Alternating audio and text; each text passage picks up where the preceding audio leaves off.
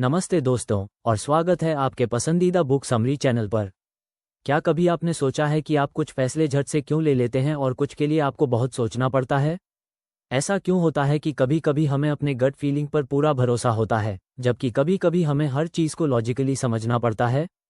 आज हम इसी रहस्य से पर्दा उठाएंगे डैनियल कानमन की नोबेल पुरस्कार विजेता किताब थिंकिंग फास्ट एंड स्लो से।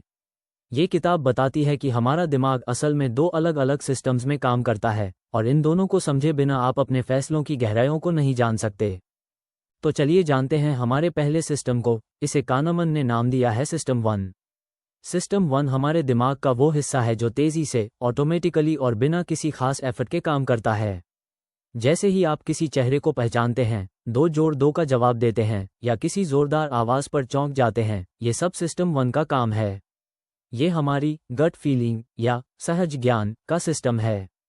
ये बहुत कुशल और तेज है, लेकिन कभी कभी इसमें गलतियां होने की संभावना भी होती है। अब आते हैं दूसरे सिस्टम पर, जिसे नाम दिया गया है सिस्टम 2। सिस्टम 2 हमारे दिमाग का वो हिस्सा है जो धीमी गति से सोच विचार कर और एफर्ट लगाकर काम करता है। जब आप कोई मुश्किल मैथ्स का सवाल हल कर रहे हों, किसी पार्किंग की तंग जगह में गाड़ी पार्क कर रहे हों, या किसी जटिल समस्या का समाधान ढूंढ रहे हों, तो आपका सिस्टम 2 एक्टिव होता है। ये तार्किक है, विश्लेषणात्मक है और ज़्यादा विश्वसनीय होता है, लेकिन इसमें ऊर्जा और समय लगता है। कैनमन बताते हैं कि हमारा दिमाग ज़्यादातर सिस्टम 1 पर निर्भर रहता है क्योंकि यह एनर्जी बचाता है। सिस्टम 1 एक प्रस्तावना की तरह काम करता है, जो तेज़ी से एक जवाब या फैसला सुझाता है। अगर वो जवाब आसान और सही लगता है, तो सिस्टम 2 उसे चुपचाप मान लेता है। लेकिन अगर सिस्टम 1 कोई ऐसी समस्या सामने लाता है जो जटिल है या जिसमें ज़्यादा ध्यान देने की ज़रूरत है, तब सिस्टम 2 हरकत में आता है और चीज़ों को गहराई से एनालाइज करता है। यहीं पर कॉग्निटिव बायसेस का खेल शुरू होता है।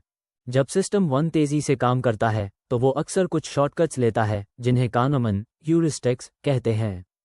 ये शॉर्टकट्स कभी कभी बहुत काम आते हैं, लेकिन कभी कभी इनसे गलतियां भी होती हैं, जिन्हें हम कॉग्निटिव बायसेस कहते हैं। एक ऐसा ही बायस है एंकरिंग इफेक्ट। सोचिए, आप एक दुकान में एक जैकेट देखते हैं जिसकी कीमत 10,000 रुपये है। भले ही आपको वो जैकेट 5,000 में मिल जाए, लेकिन शुरुआती 10,000 का एंकर आपके दिमाग में रहता है और आपको लगता है कि आपने बहुत अच्छी डील पाई है, भले ही जैकेट 5,000 के लायक ना हो। एक और दिलचस्प बायस है अवेलेबिलिटी ह्यूरिस्टिक। इसका मतलब है कि हम किसी घटना की संभावना को इस बात पर आंकते हैं कि हमें उसके उदाहरण कितनी आसानी से याद आ जाते हैं। जैसे, अगर आपने हाल ही में किसी प्लेन क्रैश की खबर सुनी है, तो शायद आपको हवाई यात्रा ज़्यादा खतरनाक लगने लगे, भले ही आंकड़ों के हिसाब से हवाई यात्रा सड़क यात्रा से कहीं ज़्यादा सुरक्षित हो। हमारा दिमाग उन चीज़ों को ज़्यादा महत्वपूर्ण मानता है जो आसानी से हमारी यादों में आ जाती हैं।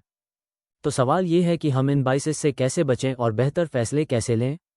कानमन कहते हैं कि सिस्टम 1 की गलतियों को पूरी तरह खत्म करना मुश्किल है, लेकिन हम उनके बारे में जागरूक जरूर हो सकते हैं। जब भी कोई बड़ा या महत्वपूर्ण फैसला लेना हो, तो जानबूझकर सिस्टम 2 को एक्टिव करें।